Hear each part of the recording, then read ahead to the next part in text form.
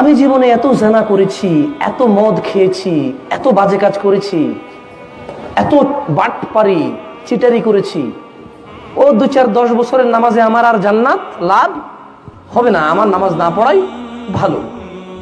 দিনী ভাই, আল্লাহ সুবহানাহু ওয়া তাআলা আপনার মতো গুনাহগার সম্পর্কে বলেছেন কি জানেন? লা তাকনাতু মির রাহমাতিল্লাহ, তোমরা রবের দয়া হতে নিরাশ হইও না। ইন্নাল্লাহা ইয়াগফিরুয যুনুবা জামিআ, রব তোমাদের সমস্ত গুনাহ ক্ষমা করবেন। আমার বান্দারা যদি কিয়ামত দিবসে জমিন হতে আকাশ পর্যন্ত গুনাহ নিয়ে আমার সামনে আসে, আমি রব জমিন হতে আকাশ পর্যন্ত দয়া নিয়ে আসব, যদি ওরা আমার সাথে শিরক না করে। يا عمري اللي راحت أحلامه هوام। যখন কোন বান্দা গুনাহ করার ইচ্ছা করে, আল্লাহ সুবহানাহু ওয়া তাআলা তার মালায়েকাদের, যাদেরকে দিয়ে সেই পুরো পৃথিবী এবং আখিরাত কন্ট্রোল করবেন,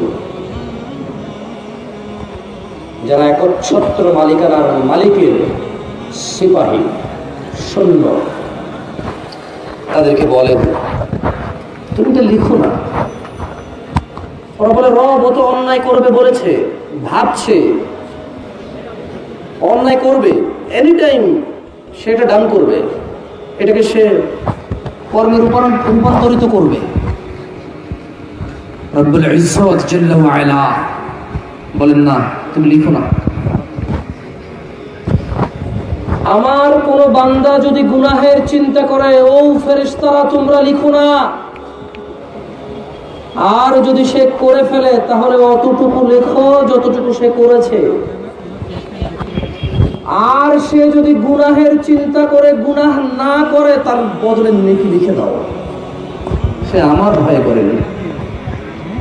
ও আমার ফেরেশতারা, আমার কোন বান্দা যদি ভালো নেক কাজের চিন্তা করে, তুমি তার সমপরিমাণ নেকি লিখে দাও। এখনো করেনি, কিন্তু এখনো সে নেক কাজ করেনি। ফেরেশতারা বলল, ইয়া রাব্বাল আলামিন, সে ভালো কাজ করবে বলেছে, সে তো করেনি। রব বললেন, শোনো, আমার কোন বান্দা যদি কোনো ভালো কাজের উদ্দেশ্য করে, নিয়ত করে, চিন্তা করে, শুধু করবে মনে করে, সমপরিমাণ নেকি লিখে দাও। আর যদি সেটা করে, 10 থেকে 700 গুণ বৃদ্ধি করে দাও। আল্লাহ বলছে কি?